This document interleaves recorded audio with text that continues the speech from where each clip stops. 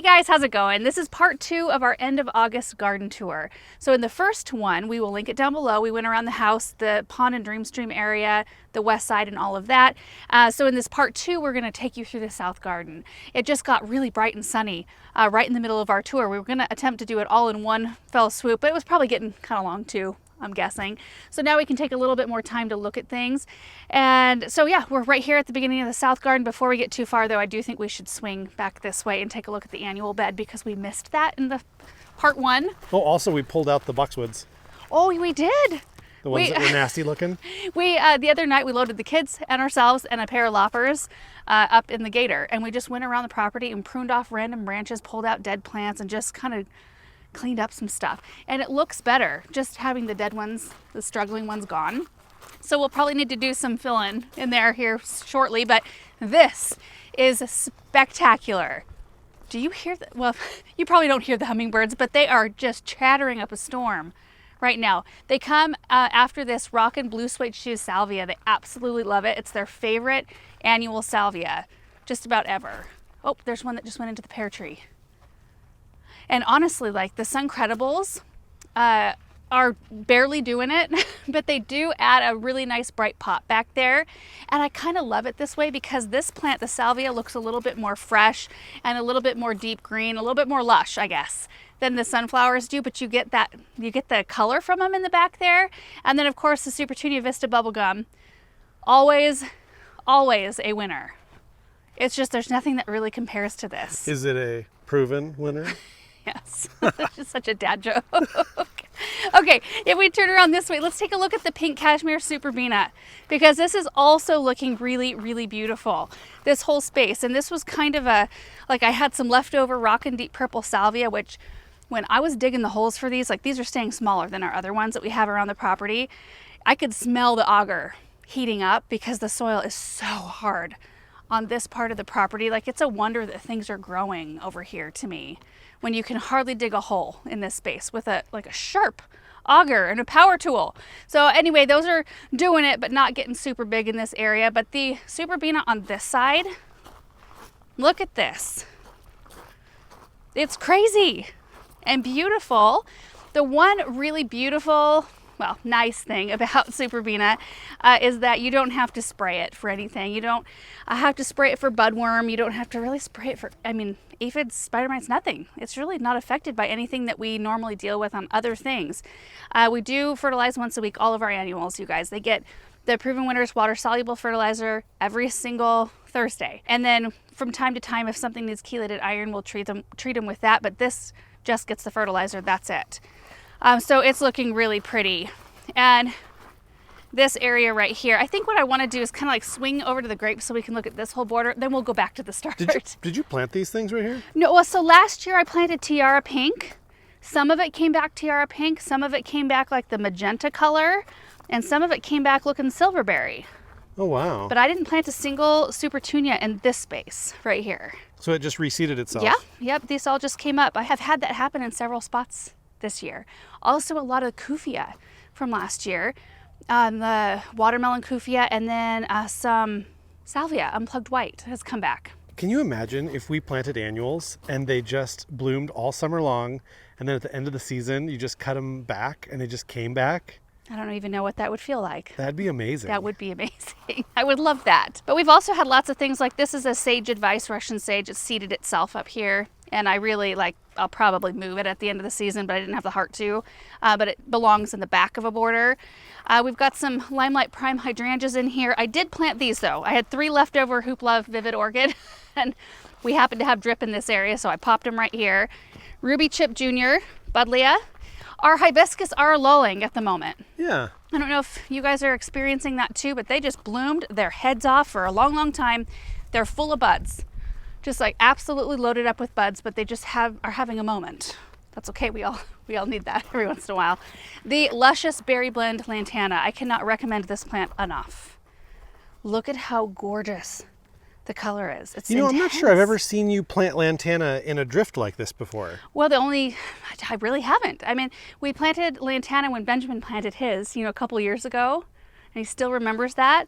But I think that was like 3 plants. And this is 1, 2, 3, 4, 5, 6, 7, maybe 8 9, 10, 11, 12. I think there might be 12 in this whole drift. But yeah, they are really, really nice plants in the ground, and they don't need anything at all from us. This is a super tunia called persimmon, which I think looks really good with it. They're both kind of like tropical vibe looking plants. We've got some Mr. Mustard spirea, which is having a little bit of a struggle. And I thought maybe it had spider mites, but I see absolutely no webbing. Yeah, it looks like it's like sunburned. Yeah. So, I don't know. Maybe we'll have to probably check the drip underneath it, possibly. Do you think that's what it is? Could be. I mean, unless I find some activity, but I mean, I just don't see any, thankfully. Black lace elderberries putting on some growth, which is great. We've got more of the persimmon right in here. I've kind of kept things a little bit more on the, I guess, tropical warm side along this lane. Like this is a daylily, which looks tired now, but it's called King of Ages, and it's very yellow and like burgundy, kind of reddish, and it looks good with everything else around here. But anyway, we can swing back toward the beginning. Let's head in this direction really quickly though, because there are some really gorgeous things. We've got the Violets Blue Delphinium right in here. We actually haven't touched this spot with mulch, and I do think that it's probably a good thing we haven't, because I do think that this spot's getting a little bit too much water to keep the sedum happy. So we're gonna need to adjust that, and sometimes you can't tell when there's mulch on top of the ground, right? It's kind of like with houseplants, when you plant something new, sometimes waiting to top dress the soil with stones or moss or whatever is it's a good idea to wait on that, so you can see how fast that soil actually dries out. You know, give it a couple of weeks and kind of learn about it a little bit before you top dress it. Maybe it's the same thing applies here. At least it did in this area. Now, Aaron, if you were to guess what this is, what would you say? Oh, geez. I don't really know. What does it look like to you? I honestly don't even know. Does it look like it should be growing in the middle of the dirtlands? Yeah, I mean, it looks a little bit like a cousin to a kochia weed, but it also looks like it could be an evergreen shrub if you... This will be incredibly full of purple aster flowers. Oh, it's an aster. Yeah. Wow. I planted one. This is one plant. Wow. Do you remember the asters in our townhouse garden? Are these all buds? Yeah. Whoa. Yeah. They are the superior... Oh, you can kind of see the blooms inside.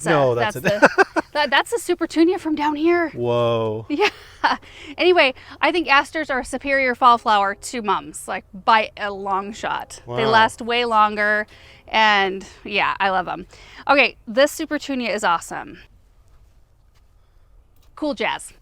For some reason, I have a hard time remembering that. I'm surprised I did just now. Super Tunia Vista Cool Jazz, a new one for next year. Underplanted with the White Knight Lobularia, which is an improvement on an old variety. And I am just enamored. I think this is, well, one, it's a beautiful combination. Can you imagine this in a container or a hanging basket?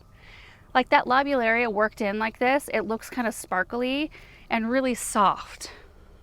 I think it's just beautiful. Yeah. And then going down this way, we have some struggle areas, but we've got the anise hyssop, which is bloomed out at this point, and some things that we need to just deadhead, and your roses, and we've been working on underplanting. We've got some Stokes asters in here, but I need to fill in with some other things. This right here, oh, don't look. I planted these foxgloves from seed, and Are they staying too wet? Well, I mean, look at it. This drip ran yesterday. And I think that's the soil, because the soil is so bad in this space. Sure. But I do notice that the new growth is green, while the old growth is yellow. So what I think we need to do is just cut them back, probably adjust the drip, and go from there. I mean, I think the plants will all live. They just look horrid right now. In fact, there have been several times I come in here with a plant to put something, like find a spot for it, and I just avoid this space because I just don't even want to look at it at this point. Chatalpas, a little bit weird this year in their growth habit, which, you know, I could come in and cut down these outer branches, but this is kind of what happens sometimes when you have a shrub that you have to cut back all the way in the spring, because it's kind of like hydrangeas. If you did 2 hydrangeas, what I have to do to these, they would never have the ability to form that really strong framework of branches underneath. You know, they recommend on like paniculata and arborescens type hydrangeas to cut them back by only 1/3 and to leave that bottom third so that they have a chance to form up that framework and they can stay strong. Otherwise, they'll do this.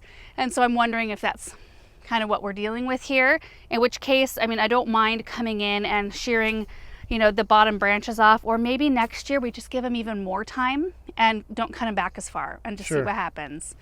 So anyway, we might just experiment. And these would be great ones to experiment with because I didn't realize how big they get when I planted them. I thought they were supposed to stay a lot smaller, and they're not really in the appropriate spot. So if we have to experiment with these and possibly not do well with them, you know, these would be the ones to do that with. To the left, I mean, we've added a couple of things in here, some Siberian iris, a couple shrubs. We did lose a crabapple in here this year, but this is just an area that I haven't focused a tremendous amount on. Same with this space right in here, or really this whole area right here is kind of a mess. And I kind of want to retool and rework some things. Our lilacs are doing something weird. Like, I don't know. Is it just this area? This part of the garden? No, because I've noticed it on other lilacs. So it's just like, it's not on this side, but maybe you guys can help me out here. Look at that. Like getting kind of puckery. Doesn't look good. No, it doesn't. It looks viral. Which if that's what's going on, that's the worst. We might have to start over, which honestly, I care. I would love to have the lilacs here, but I feel like every time something happens, I feel like I'm given the opportunity to make adjustments without it being my idea. You know, it's like you're forced into doing something different. And I wouldn't mind doing something a little bit different right here. Not totally. Well, you win some, you lose some. Yeah, you just have to look at it that way. I'm going to do this. Got some equipment going on in the background. Are they scraping like gravel? So it sounds like. Yeah. This we will do together here soon. I need to lift the whole canopy of this crabapple tree. I mean, this is just a wild... Is it a multi-trunk? Yes, this one has 3 trunks. It is a prairie fire crabapple, and I'm going to take after it pretty hard. I feel like I do every single year. It just goes so heavy laden with these crabapples. Like, look at this. This branch did not even stand a chance. It's so heavy. But we really don't want branches that low anyway, so we'll come in here and do some cleanup on this, maybe in the next couple of days. Supertunia Vista Mulberry, right? No, Mini Vesta Plum Veined. I don't think there's a Mini Vista Mulberry. Really beautiful. I just popped them in here. A good performer. Yeah, I just popped them in here thinking that might be a pretty look. Okay, you know what? We don't need to go back down that way, I don't think. You can see the plants that are in here. You know, we've got some Nepeta and some 9-barks, Arctic Fire Dogwoods in here, and Niagara Falls Panicum's beautiful. But if you look down this way, look at the bubblegum. It's just phenomenal. So, so pretty. And another thing that really, oh, there's a hummingbird on the delphinium. You see it? Hold on, let me zoom in.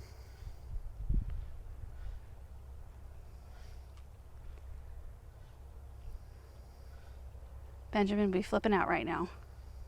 So another thing that I think is really striking in this area is the grass. That is a type of miscanthus right there.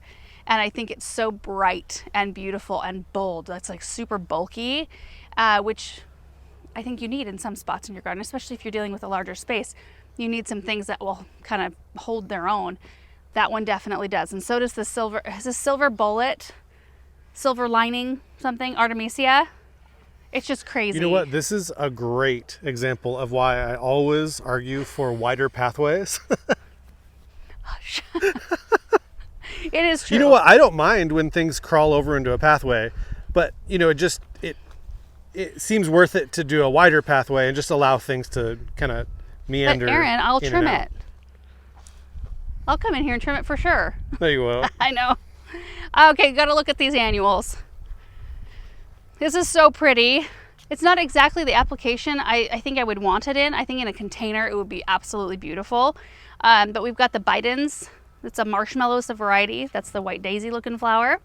And then we've got the Peachy Keen Superbena, which is the first time I've ever had it perform like this. It took a second. Do you remember? It did, and I was kind of like, ooh, why did I plant that right there, right next to the lane? Now we're gonna have to look at that all summer long. But then it ended up being awesome. So it's trying to prove itself, I think. And it does look really good. Underplanted with the James Britannia called Safari Sky. I believe this one is. I think it's really nice. We've got the Invincible Sublime hydrangeas in here, which have struggled with iron deficiency, at least this little grouping right here. These haven't struggled, well, that one's struggling, but the rest of them down the way haven't struggled like these. But I think you're keeping on top of it, though. Yeah. It looks like well, it. Amy's been yeah, Amy's been doing a iron. really good job at that. And the blooms are huge and beautiful. I just want this to be a huge mass of those limey colored blooms eventually. What's your plan for this open spot? I have no plan. Oh. It just has to, something has to work out. You just got to find a plant that speaks to you? Yep. Maybe more of these. Those are nice. Delphiniums, Coral Jade Sedum. I recommend this variety for sure. Look how pretty that is. This whole thing. This Rudbeckia came from the cut flower garden because these delphiniums, as you know, were in the cut flower garden. We dug them up and moved them out here when we did that whole shift formal out there. And I wanted to save them because I started them all from seed. So we did save them, and the Rudbeckia came with them, and I just think it's a really pretty blend. We've got a Duvella that needs to come out. This is the Kodiak Fresh. This is the last like holdout that we have out here. This one needs more protection, so we just need to do some adjusting there. Safari Dusk, I think, James Britannia. Isn't that beautiful? Such a great, like more low-key annual as opposed to like this one right here. They're both great, but sometimes you have an application where you can't have something be this aggressive, right? So like this plant is intense and it's aggressive. It's being trimmed though. Like every week when the grass is trimmed, you can see the nice sharp line, and it keeps all the Supertunias in check. They're not going over the grass at all. And the pots at the end of the berry beds are doing fairly well. I've loved this Kufia. James Britannia, turns out it doesn't want as much water as the rest of the pot's getting. So we're learning about compatibility, and that is one that likes to dry out. I wonder if it even likes it drier than a Superbells does. I don't know, it could be. But they're pretty. Supertunia Royal Velvet and the Kufia bringing a lot of color in here. We just went over, there's a whole new crop. Oh, I just missed it. Last week. Not last week, a couple of days ago. I came out here and I'm like, we are gonna pick all of these raspberries to make raspberry jam, and I timed it. Whoops, I timed it wrong. And we were kind of right in between flushes of berries. Here. And then in the formal flower garden, boy, I feel like this could almost be mowed again. I know, I just mowed it like 2 days ago. It's growing really fast right now. But it's looking really nice. The plain the blue salvia are absolutely massive and really, really beautiful. And are you looking at the bees? Yeah, look at all the pollinators. Yeah. It's funny because the only spot you can see the Supertunia Mini Vista plum veined is where we've lost sections of the salvia in the wind. So it's given those few plants a chance to shine through. So next year, if we do plain the blues again, I think we'll just do plain the blues and we'll do fewer of them. And it's funny because they were so small when I planted them, I thought this isn't enough. This is not going to be enough for these. It's going to look so scant. And turns out it's looking pretty good. Lavender, for the most part, is doing well. We have a few new ones actually that are kind of crisping up again. I don't know what the deal is, but not the same amount as we had before. So you'll get it eventually. Yeah, I know. By the end of next year, we'll have it nailed. We'll have all of the lavender will have taken hold, and it will be doing well. Erin, your algae fix is working great. Well, probably need to put some more in there. It's still pretty sound. I love it. We just took a look at the strawberries in the orchard, so we probably won't look through those. We did more of a specific tour on crops, but I just love this whole area, you guys, so much in front of the shed. And the pathway is done. It got fixed. Look at this. So just a little bit of a new configuration of stones, and we got some of the binding sand, which is cool. You should get in close on this. It's a different kind than we've used before, and it's more gritty, like it's got more actual pieces of stone, which for larger spaces, I think looks way better than the more powdery stuff. It's what we used around the back of the Dreamstream area. And I'm really enjoying it. So this whole project, other than adding in some fall annuals and probably pumpkins right in here, maybe some corn stalks right here, is done for this year. And really, going forward, we'll probably just play with annuals in this area. I think will be nice. Okay, let's go through the loop over here. Oh, This poor bistro just gets moved. Well, it's always in the way I know. because it's in the grass, and I know, it is. I'm kind of lazy and I never put it back. Okay, so let's go this direction, I guess. Oh boy, Aaron, what's going on here? Oh, this hose is on. That's what's going on. It's like on a slow drip. Oh, I thought, oh, there's a leak. Nope. Well, that's good. What a relief. So Luscious Berry Lantana right here, surrounded in a container by Supertunia Tiara Blue and Supertunia Saffron Finch. how many different lantanas are there? There's a lot. I like them. I do too. We should plant more next year. We should. We need to make notes I know. Yep, I already got a couple locked in. in the noggin. Yeah. Chamomile looks gorgeous. We started this one from seed, and it just like it comes up and blooms beautifully. We cut it back, rip it out, whatever. Then it comes back from seed and looks really beautiful and fresh. I love that sort of thing. Okay, this right in here though, and I'll stick to one side so you don't have to move back and forth, Aaron, but we've got the Superbina Violet Ice. What's up right here though? Well, I don't know. Oh, I had pink cashmere over here last year. Oh, wow. I wonder if that just seeded itself and just came up a little bit later. We've got the Carolee Petite Pink Gara, just a few here and there. Some Anise Hyssop that we planted in here as seedlings this year, among other things. We've got the Eryngium, which honestly I could have cut that back and it would have come back fresh, but I don't mind the seed heads. I think they're really pretty, or the spent blooms rather. And we've got some Siberian Iris in here we planted this season. There's some Back in Black sedum along with some Kufia and Fall in Love Sweetly Anemone. It did not come back as strong as it came back for us last year, but look at how gorgeous that is. It is such a beautiful late season bloomer. This is what we should put on the west side, Aaron. This would do really well. Oh, you think? Yeah, and it would provide some color late season, which is what you were asking about this morning when we were discussing what to put in there for color. I think this would do really well in that situation. Okay. Yeah. We've got some Miss Violet Buddleias in here, as well as a reblooming Weigela that we planted this year. Yeah. This is Bettany right in here, which blooms beautifully early season, and it doesn't do a whole lot again, but it's some bulk out here. I'm just, you know, when we walk around, maybe you guys are the same, I walk around and just see like, okay, I need to deadhead this and this and this. I need to come and pull that plant out. But look at this. Mini Vista White. This is one I want to do more of too. I absolutely love this plant.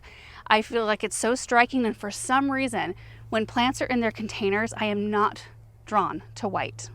Like if I was to see all of the Supertunias in their little containers just at the garden center, I wouldn't initially be drawn to white. I'd be drawn to the pinks and the purples and things, but this... It's a massive contrast against the grass. Yeah, I think that's maybe what it is. It shows up so nicely. It has such presence, and it makes everything around it look beautiful. Like this sedum that has a little bit of variegation, it looks gorgeous. The little microchip pink buddleia looks beautiful. I just think it's a great one, except for this. This one is not digging it. So this is what I've been doing. Look at this. It doesn't even look like it rooted out that far. I'm at the point of the year where if there's a struggling plant, I'm like, you're done. You're done for the season. I am not messing with you anymore. I'll pick that up later. This is a phlox called Sunset Coral, I believe. Isn't that vibrant? Yeah, I like that. I remember planting that because it was pouring rain. Do you remember Does that need full sun? Yeah. Oh, okay. See, it's getting it. I was going to suggest for the west side. Oh, no. I don't think it would like that. We have some orange smoothie daylilies right in here that we've cut back, which actually looks better having them cut back. And then the gloriousness that is the Supertunia Bordeaux. Isn't that stunning? It's impressive. It really is. I'm a huge fan of this plant. I always have been. The Limelight Primes, I'm not as big of a fan of. I think we might take these out and try something different that's more white. I never have had a growth habit. Like you can see they're clearly like doing fine, but like this kind of thing, you know, they get a lot of like I don't know. I wonder if we should just do the straight up limelights. You think straight up limelights? I don't know. But the limelights kind of do this in front too, where they separate and there's like holes in them. The quickfires are just like it's true. Floor to ceiling Well, blooms. and quickfires are the ones that bloom the soonest, right? Yeah.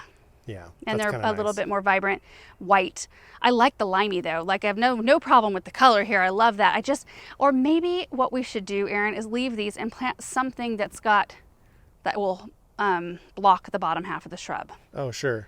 There are some plants that you just create like an understory. Yeah. We could do a swoop of boxwoods. Honestly, okay, you guys are gonna roll your eyes, but we don't have that much winter interest out here. I mean, those go away, this goes away.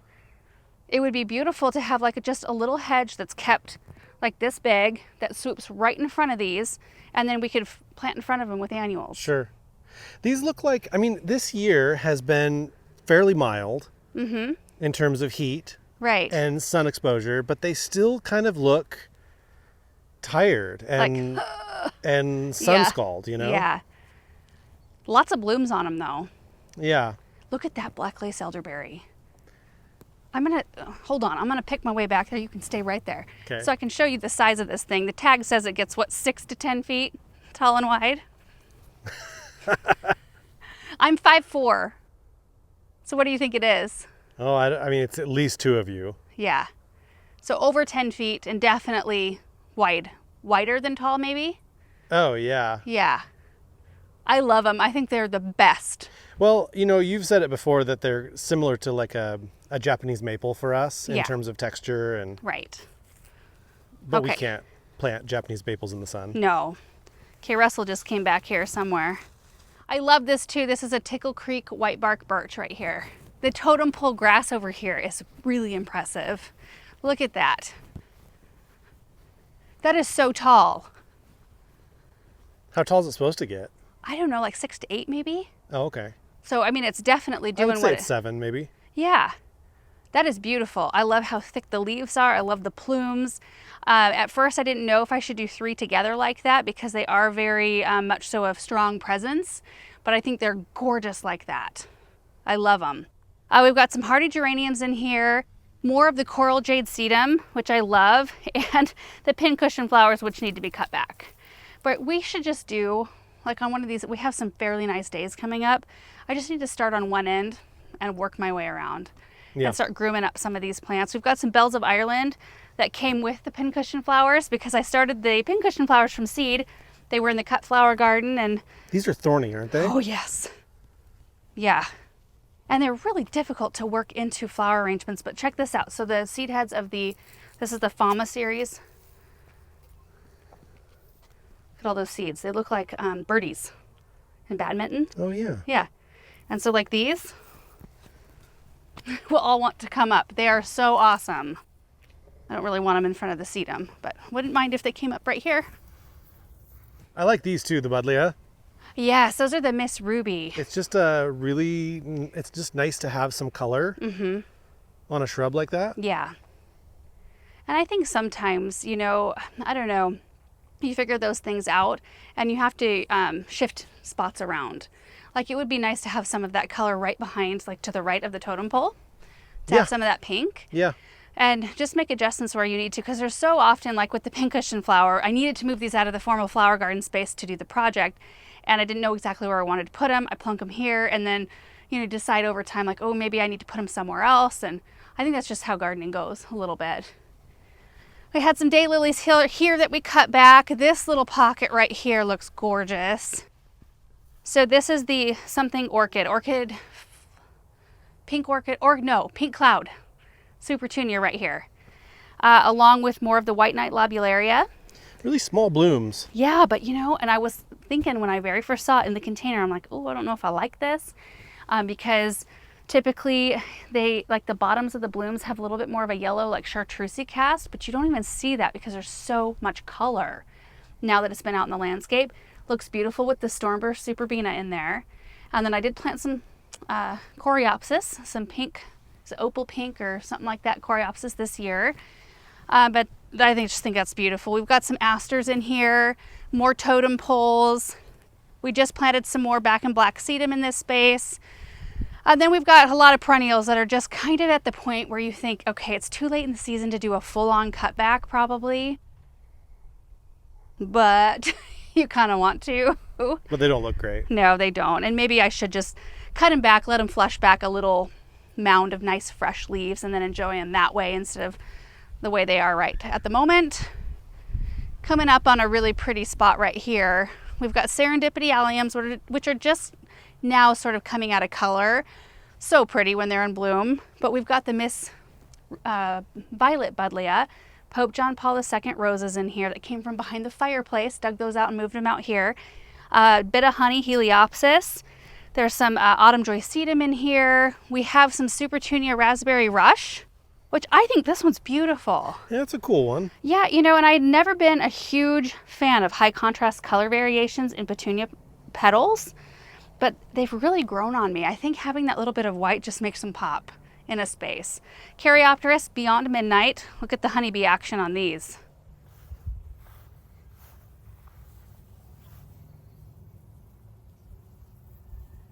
Man, I know. where do all the honeybees live? I don't know. Desert Plains Pennisedum. Those are kind of like a pancake grass to me. Yeah, they they're kind of cool. come out in like a disc pancake shape, but they get so full of seed heads. They're super pretty.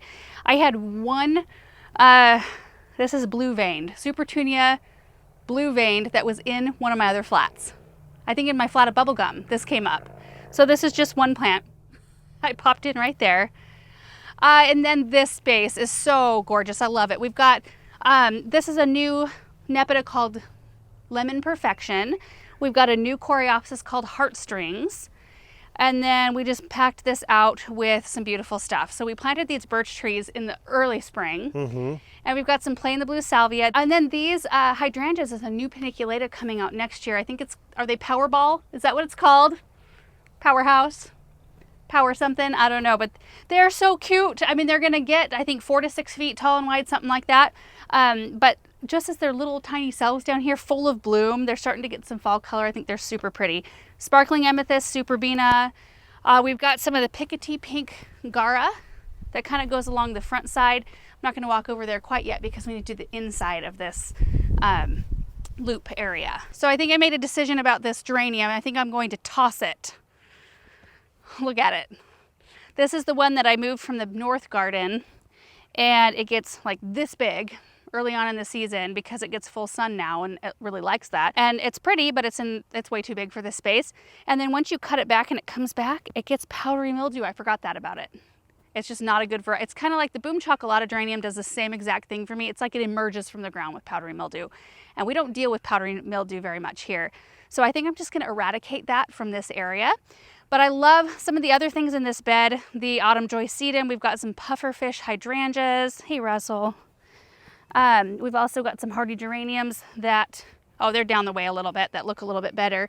I didn't plant any of the pink Supertunias. I had the Mini Vista Plum veined in here last year. So the pinks came back from that, seeded themselves. I did plant the, what's this one called again, Erin? The Mini Vista Indigo? Ultramarine? No, it's the one that changes. It has like the... Isn't it Mini Vista Indigo? Yeah, I think you might be right. Yeah. But I really think it's beautiful right in here. We've got the hardy geraniums that are blooming nicely. And there's some really pretty roses. There's a pink one in here. I don't know what the name of it is. Planted it maybe 2 years ago. Look at this Calycanthus. We planted it late last year. It's put on a lot of growth. Yeah. That's really nice. I really like those plants. This crabapple's going nuts. Oh, one other thing I think I'm going to do, the double pink, any double kind of echinacea, I think I'm going to rehome. I don't know. I don't enjoy the blooms as much as I like the pure, like kind of single echinacea, and they don't look good if you don't deadhead them. And the other echinaceas look fine if you don't deadhead them. And there's just some things that I don't want to have to think about that with. So I think I'll probably figure out something different for this space, but the crabapple is loaded. Can you see how, I mean, so many crabs in that tree. Do the birds eat these? No, they just stay on and look beautiful. I mean, they will eventually in the wintertime. But they're persistent, so they hang on and look beautiful through the winter. I love these Spring Grove arborvitas. They look so fresh. That's the freshest looking thing I think I've seen all night. Yeah. Is there, oh, there's 3. Yeah. Yeah. There's one hiding back there. Can we flash a picture up on the screen of one, what it looked like out here when we planted these, and also what size they were? Because that's 4 years ago. Yeah. Maybe And 5 at this point. it could be, this might be their 5th season, but oh, they're so pretty, and they really have grown quite a lot, I think. And then we've got some of the Heliopsis, the Touch of Blush. We just planted these a couple of days ago, and this rose was not in as full of bloom when we planted them. Look how pretty these are. It's called Just Joey. That is a pretty rose, and they're really, really nicely perfumed, fragranced. They have a nice fragrance. Keeping this open for eventual whatever we end up doing. Queen Nectarine Agastache here. We've had really good luck with this one returning. I did not the first year I planted it. I didn't have any of them return. And then after that though, I mean, this is probably its third season out here. There's a little bumble. And it's performed its head off. So I'm loving that one. Here's another example of that double pink Echinacea. It's just not, you agree with that, Aaron? Yeah. It's just not awesome. So but these are the Niagara Falls Panicum right here. Those are amazing. Oh, if you have a spot to put one of these, they do get quite big even on their own. There are 3 of them here, but on their own, they'll get 4 by 4 easily if they're in full sun. And I just think they are so absolutely gorgeous. Just love those so much. We've got some Rugosa roses right in here that stay fairly small. And then we've started to plant up sort of the edge of what will eventually be a pathway that leads into this space. So we've got some of our heirloom mums. We've got a Durvella. We planted some of the spiced roses right in here. Just kind of working on it a little bit. Agastache, I came along and trimmed these a couple days ago. Trimmed them off the top of our coral jade sedum. This is one that I didn't know was going to get this big. That's another thing that I run into from time to time. Things will like their spot better than I think, and they get bigger than the tag says. And so you have to make adjustments there too. Reminiscent coral roses. We've got some asters. We have our triple decker juniper I need to trim. Oh my word. I forgot it was here. It just looks like a nice evergreen shrub in there. We'll do that too. White ones, Veronica never even got a first cut back this year. But I do love this Blonde Ambition blue gramagrass. Love it. And then really we've just kind of done the border here. We did a trial of some new annuals. This is a new evening primrose. I can't remember the variety name though. It does bloom a lot, but it gets like this layer of leaves on top of the blooms. Yeah. Kind of shrouds them. What's that? I don't love it. I mean, it's mildly pretty. Yeah. But you know, Aaron, I kind of wonder if like it's trying to bury its old blooms right now because it's full of buds. Yeah, I get it, but also I just feel like you could do a yellow Supertunia here and you'd get basically the same look, but without that kind of like grassy. But you get the yellow without having to spray, and they don't need as much water. I You've got to have to, kind of compare. All of the unplugged white salvia, all the kufia, the unplugged red salvia came back from last year. All of it. It's supposed to be an annual. Can you believe that? I love the unplugged white in particular. I think that's beautiful. And I actually like this kufia. Maybe we can put the name on the screen. It's not totally tempted watermelon, but it's one that's got like a burgundy interior with bright red on the outside. I think it's super pretty. Tell me about this tree you got here. Which one? That's your tree, Aaron. Why don't you tell us about it? Why is it my tree? I didn't pick it out. Yes, you did. Not at all. You did. You don't remember? I did. Yeah. Also, that one is yours right here. Where? I want to take this thing out so bad. Oh, it's trying its best, Aaron. Oh. I'm just going to come out here with a chainsaw one of these days. I gave him the green light to take that tree out this spring. But you didn't, Aaron. I didn't get on it fast enough. Ooh. I think you'd be mad at me now if I took it out. Maybe. You want to try it? No. This is a panicum called Cheyenne Sky. Isn't that beautiful? Kind of getting a little bit of evening sunshine. I love the color on this one. This one just is so beautiful for a fall kind of garden, I think. Okay, didn't plant a single bit of this kufia this year. I planted the Vista Paradise, which is that bright hot pink, and then lo and behold, all of this bright red kufia comes up on its own. And there are some quickfire tidbits. Oh, probably not anymore. What are they called? The quickfire, the tiniest something. Anyway, they're the tiniest quickfire, and honestly, they're the kufia kind of goes with the. Isn't that wild? Yeah. Yeah. Yeah, I actually wonder if it kind of warms it up a bit, or I mean, it tones it down a little bit. Yeah. Because at first I planted the Paradise, and it's a little bit too hot for me, for my taste. And I wasn't really digging it, but I don't mind it now with the kufia, which is I like that you do that though. Crazy. That you'll plant some stuff even though it's not your. Well, sometimes you stumble on something that you're thinking, like the Paradise would look pretty with that luscious berry lantana. Yeah. That would be a really pretty pairing. This is just kind of a wild blend of sedum, echinacea, Buddleia. There's a rose in there, a pennisedum, Rudbeckia that were supposed to be annuals, and they are not. We've got more of the, I think these might be ruby chip Buddleias. And then I did start some Teucrium from seed, and they're blooming. So I'm excited to see what they do next year because they were tiny when we planted them out this year. So we'll see what they do. Bonnie blue spruce right there with Looks a really chautauqua. good. Isn't that a pretty one? Yeah. It's got such a nice color. And it was a lot smaller when I planted. I feel like it was like this tall. Yeah. So I think it has put on some growth. This is a Niagara Falls that I got out of a container and put out of here. So we use this in a container as a centerpiece and then got to enjoy it out here. And that kind of brings us full circle to this area. So I think what we're gonna do, you guys, is we're gonna walk back here along the lane. We'll walk out in front of the gate and then to a new area, not a new area, but an area out in the dirt lands that was just mulched and it looks awesome. How do we get through the gate? I'll show you how. Look at these Arctic fire dogwoods. They get so big.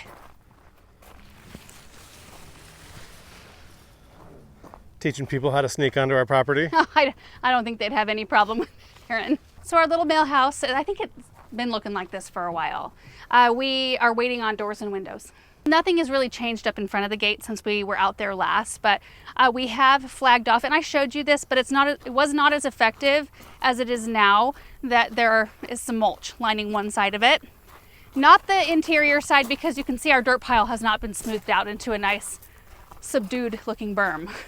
It's like, that is like a mountain. It'll probably be like a third that tall by the time it gets smoothed out, you think? Maybe. A little berm goes a long way. It might even be less than Yeah. a third of how high that is. Yeah, and it'll kind of undulate a little bit, but anyway, Paul and Bethany worked on this, getting all the mulch. They did a beautiful job right up to our flags, so you can see where the eventual pathway will be. It makes all the plants look so much better.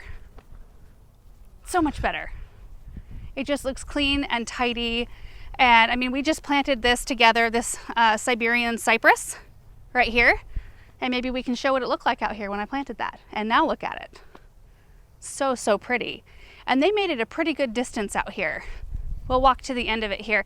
And then I do think we should walk down the lane, like the annual side of the lane, because we can't miss that. It looks so pretty. Oh, yeah. But yeah, this whole space, they worked on it yesterday and today, and just have made it look so beautiful, which means I'll probably be out here messing it up with more plants because I'll feel motivated. Look, I mean, turn around and look at it from this angle with the evening light coming through it from that side. Isn't that Yeah, it's really coming along. gorgeous? Just imagine when there's grass. Yeah. I'm not really in any rush to get that grass going. No, they went right up to this area right here. And Paul said he was wanting to do a bit more cleanup along the west side of the shed here before they finish up. Did you show inside the pole barn? I did. I mean, Oh. we can walk over there. I think, It's a little more clean now. yeah, I think they still had a lot of their stuff in there when we were back last. Are they completely done now? I think they're done. So now we just need to see if Chad can get out here and get some gravel going. Because this, oh yeah, look at that. Paul put the bobcat in here. Isn't that awesome? That is so awesome. So much room for activities. Yeah, I haven't seen it with any of our things in it. Yeah. So the openings, I forget how tall this is, but 14? like 13 or 14 feet tall. And these openings are 10. Do you think we'll have any issues with birds? Well, maybe. Do we need to come put like some fake owls in here that like move their heads around or something? Maybe. I don't know. I'll bet you anything that we'll have an issue with With some birds. birds making nests in here. Well, I've never had a pole barn before, so No, me neither. I don't know. This is a first for me, so I don't know. And now we'll be able to start working on this as well. But we kind of need to wait till we've got gravel in here, and then we can start organizing everything in. I wonder if we should just go ahead. Chad has been busy too. We just got on his schedule, right? So it could be Like a little bit. A week ago. It could You know, be I'll text him and just find out how far out. because he we is. could at least get gravel in this part of it, so we can put stuff inside. Oh, that's true. If he did like the rest of it, Yeah. that might be worth it. Okay, let's head back up to the lane. I just wanted to make sure we showed you how the lane is looking because I think I like it more this year than I ever have. We've got more of the Supertunia Mini Vista whites here, backed by the Dayglow yellow dahlia. This is another one of the Virtuoso dahlias. You can see it's kind of in the middle of a bloom cycle. Maybe that's what's going on in front of the chicken coop too. There's tons of buds. And then this is one of the 2026 recipes right there in a container. I love this Siberian iris right here. It just stays fresh all season. It looks like cattails to me. So it gives the illusion that there's like a pond or some kind of a water feature over here. Echinacea purpurea. These all started as hanging baskets. There are 1, 2, 3, 4, 5, 6 I put in the ground. One evening I went around and we just happened to get some hanging baskets in with our annual order, and I was like, well, what am I going to do with these? So I just dug hanging basket size holes and popped them in the ground. And they were these a recipe from last year? Yeah, or from this year. I can't remember. It's called Above and Beyond, right? No, Above and Beyond has silverberry. That's right. That's from way back. This has silverberry. No, this it's a white. This is Mini Vista white. What's this one called? It's evading me. But they're like small shrubs. Then we have the Superbena Whiteout, which has just been a stellar performer. And then we have more of the Pinkerifics. Looks so pretty. And I planted those among some Stokes Asters because the Stokes Asters had some struggles in the beginning. They were looking so sad, and I thought I got to get some color in there to kind of mask it. And it worked. But look at how beautiful these flowers are. This is a perennial right here. That's an annual. Suncredible sunflowers. Underplanted mostly with the Tiara Blue Supertunia. Got to pull that one. Oh, I will right now. So you guys can see before. Oh, way better. After. Way, way, way better. It's so funny how you can still see the original plant. Yeah, they haven't rooted out much, have they? No. Well, maybe that's why that one didn't. Maybe you're right. Do super well. Yeah. But this is a gorgeous combination. Put one of the Suncredibles in a pot with these underneath it. Done. So pretty. And then these also, there was 4 hanging baskets I planted right here. And this is one of the recipes for next year. Do you remember the name? I do not, but we can put it on the screen. It has Hoopla Vivid Orchid, Supertunia, Superbena Violet Ice, and Supertunia Mini Vista White. I can identify all those. You can see every single aspect, and no one of them is really like taking over. This is a compatible mix. Yeah. We get our hands on a lot of incompatible mixes, and maybe it works in different areas, but like anything with a super bells for us, it doesn't work. Does not work.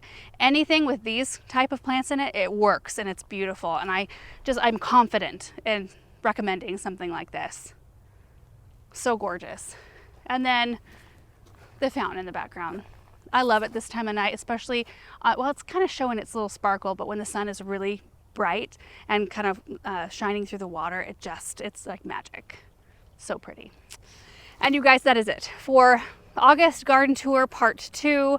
Mostly the south garden. There's just a tremendous amount out here. Do you remember, Aaron, when we very first started this garden, we were like shrubs. Yeah. Shrubs and trees, that's all we're going to do. We're not going to do any kind of annuals or perennials. That's also what we said about the Dirtland, so we'll see how that goes. Do you think this video is going to come out early September? Probably. Okay. But we're right at the end of August. You guys, we always have like a little bit of time because we have to give, our editor a chance to to work on these things. So anyway, it's pretty much the same. It looks like our weather is going to be about the same for the next week or so, and apart from tomorrow, which is supposed to be a high of 76 with 70% chance of rain and probably some wind. So we'll see what happens there. But I'm glad we got this tour in before that happened in case we have any kind of weird thing happen with our plants. But thank you so much for sticking around for this whole video. I'm sure it is long. I hope you enjoyed it, and I hope you're having a great day. We'll see you in the next one. Bye.